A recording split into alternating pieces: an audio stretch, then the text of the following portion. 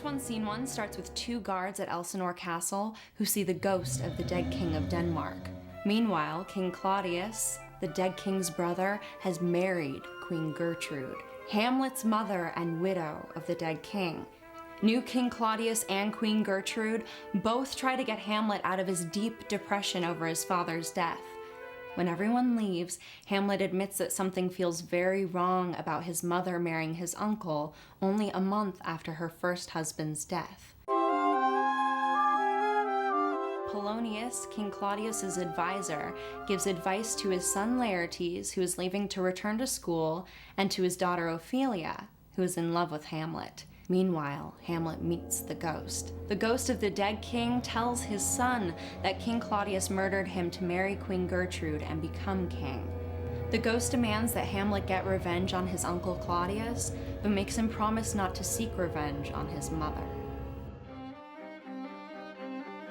In Act 2, King Claudius decides to bring in Rosencrantz and Guildenstern, two suck-up friends of Hamlet's, to try and see why Hamlet is acting so crazy. Meanwhile, everyone ignores the fact that Fortinbras, the Prince of Norway, is coming to invade Denmark.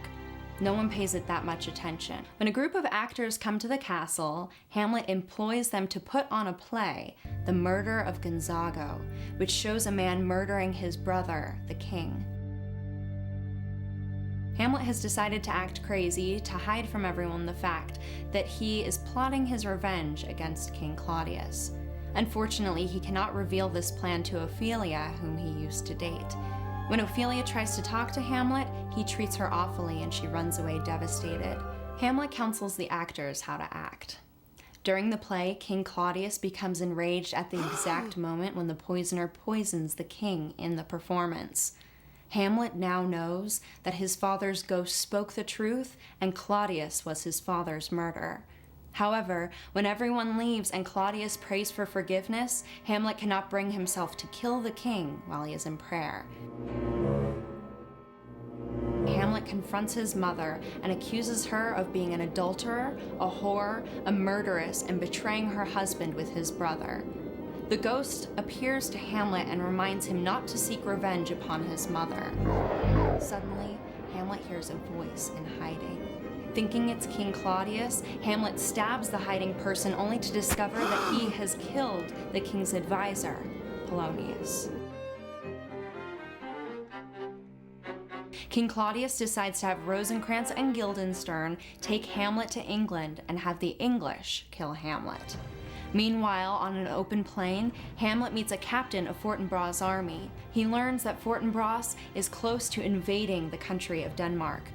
Hamlet is ashamed at his own inaction and admires Fortinbras for taking the initiative. Hamlet decides he will finally get revenge on King Claudius. In the last three scenes of Act 4, Ophelia goes crazy from her father's death and Hamlet's poor treatment of her. Laertes, Ophelia's brother, returns home to find his father dead and sister crazy. Shortly after, Ophelia commits suicide.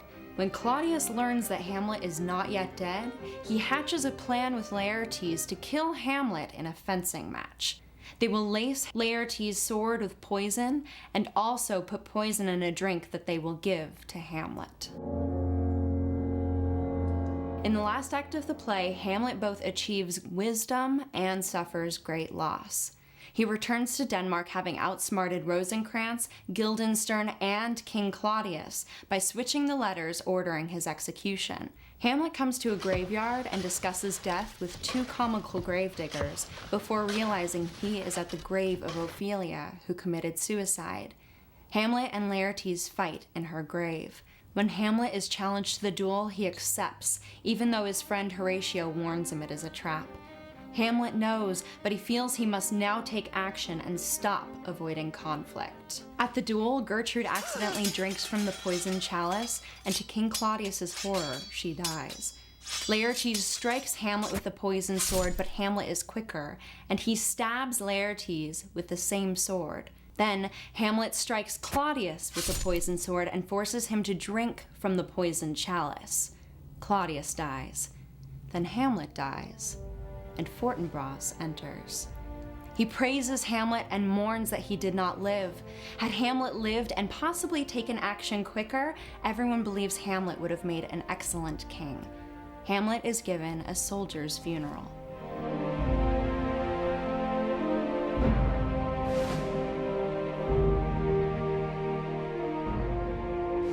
Hamlet procrastinates from taking action one way or another on the ghost's demands to get revenge, and consequently, the entire country of Denmark is invaded by Fortinbras's army, and the entire royal family is killed. Had Hamlet acted quicker to expose King Claudius as a murderer, he could have succeeded Claudius and saved the country.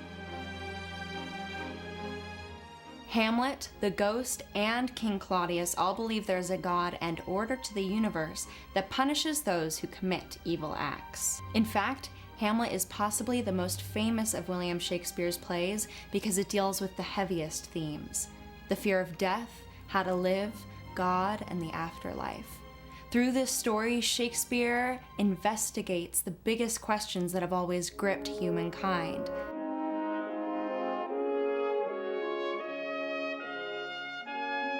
Hamlet is the name of the main character, the Prince of Denmark who must get revenge for his father's death.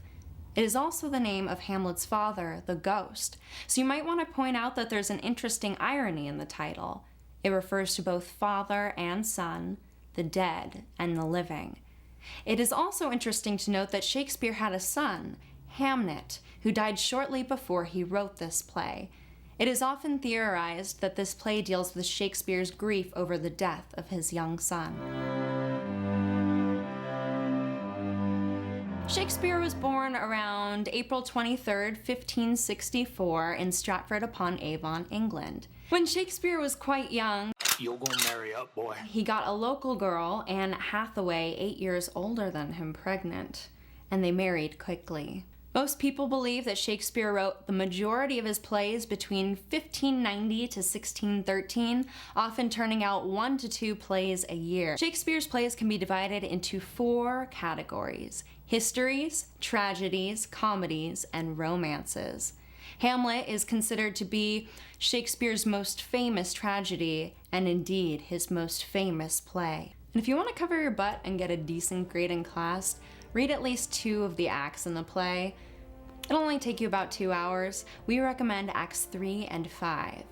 Your teacher will know right away if you just went to this website, so you want to read some of it on your own to get a good grade. And who knows, you may actually like Shakespeare.